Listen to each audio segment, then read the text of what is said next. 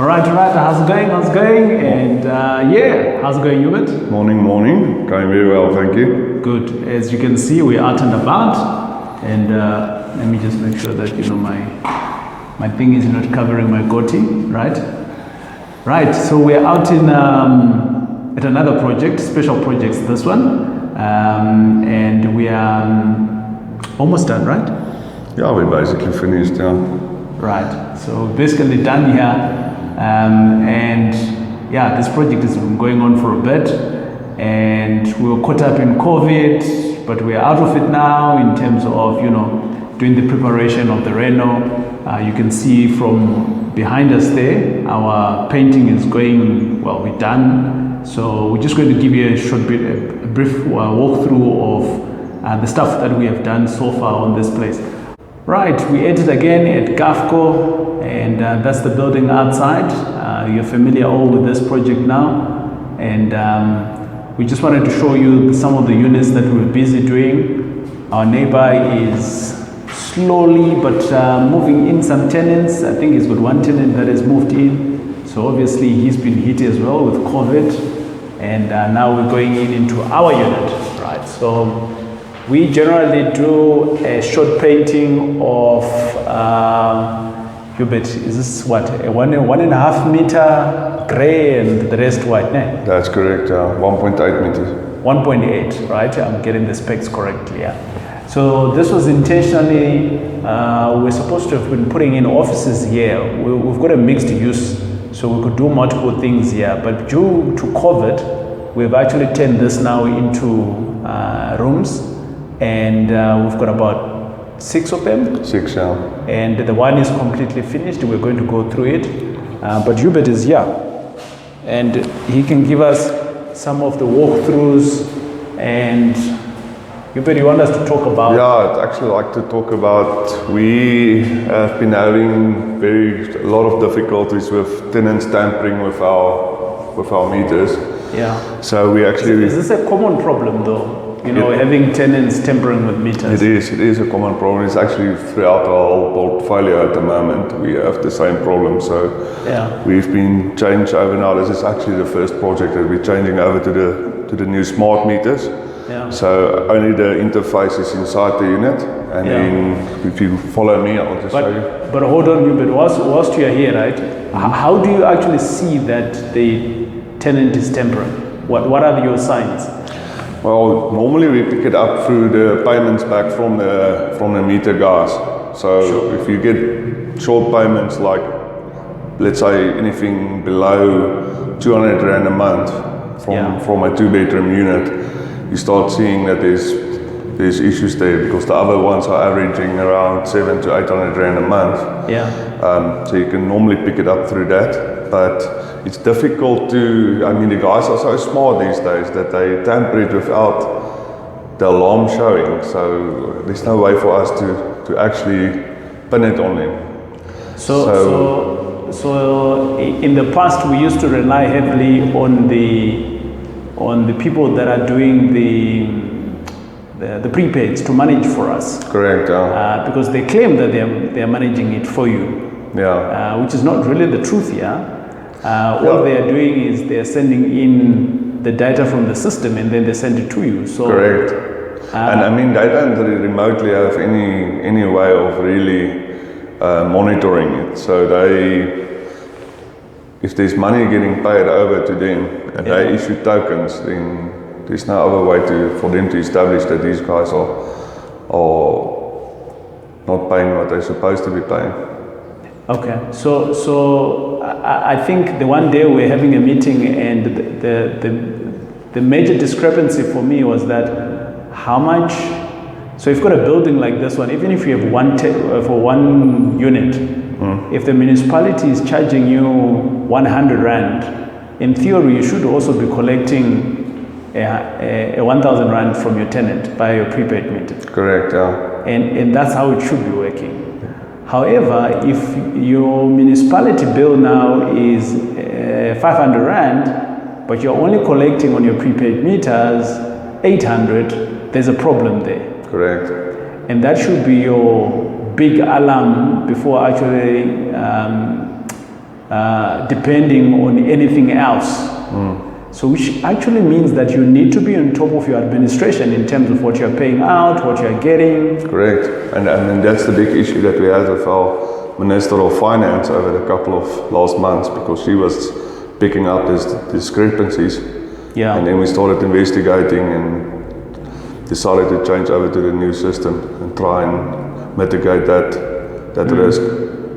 But Hubert, is this a problem that, I mean, it doesn't really matter whether you've got a 1 bed or 2 beds and you're only having one investment project. This can be from when you have one and you now have a 50 million rand portfolio. The problem is still the same. The fundamentals are still the same. Exactly the same. Yeah. If you have 1 or 200 units, Yeah. you're going to sit with the same risks at the end of the day. And this is what we refer to as revenue leakage, right? Correct. So, the other thing is that the tenant might say that I was not at home. Yeah, but that's the thing. That's why I said you can't really pin them down. Sure. So rather than that's where we came to changing the whole system, Right. so that they do not have a way to sneak around it. Okay. So in this case here, what do you have? So you've got your lights and you've got what looks like a So this is just a standard DB board.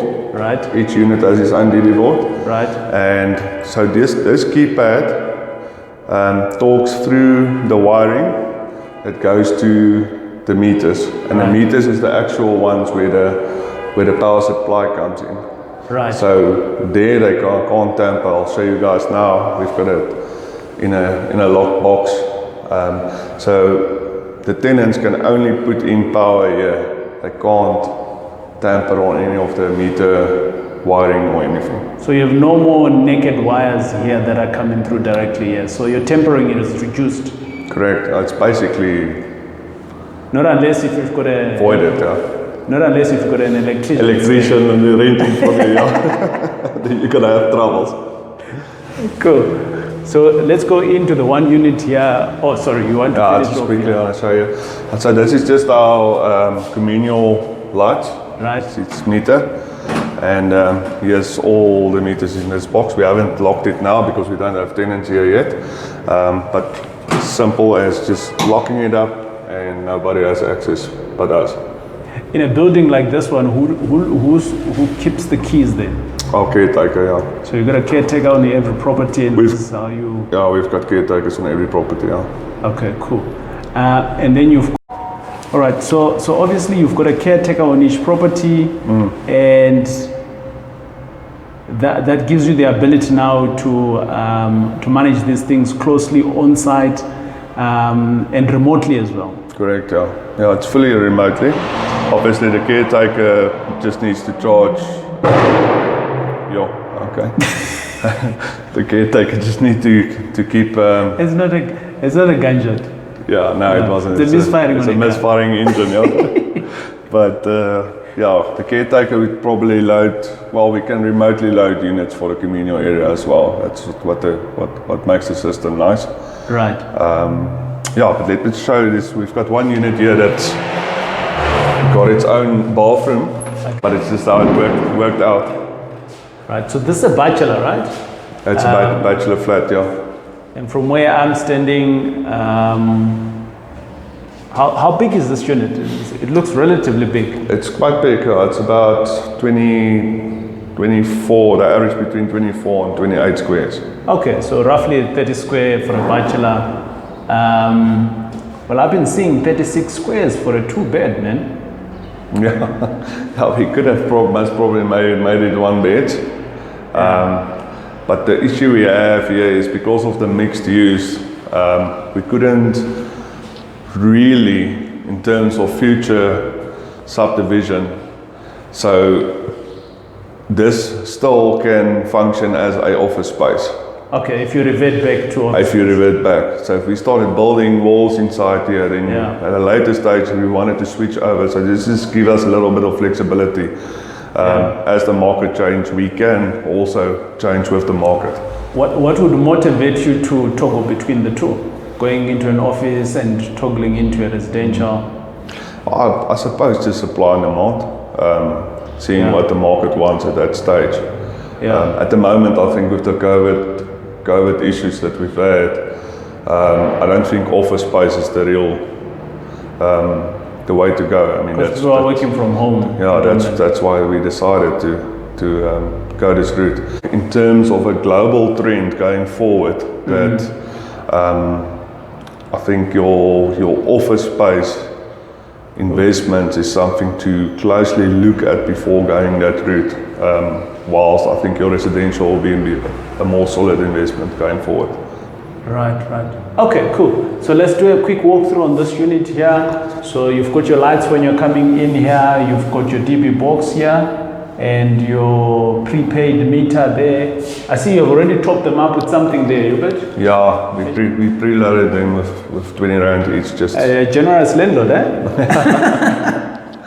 Okay. We actually needed that to get the sinking done. Nice. On the unit. All right. This is a bachelor. So you get your kitchenette on that little corner there. Right. Obviously waiting for the cupboards needs still to come in.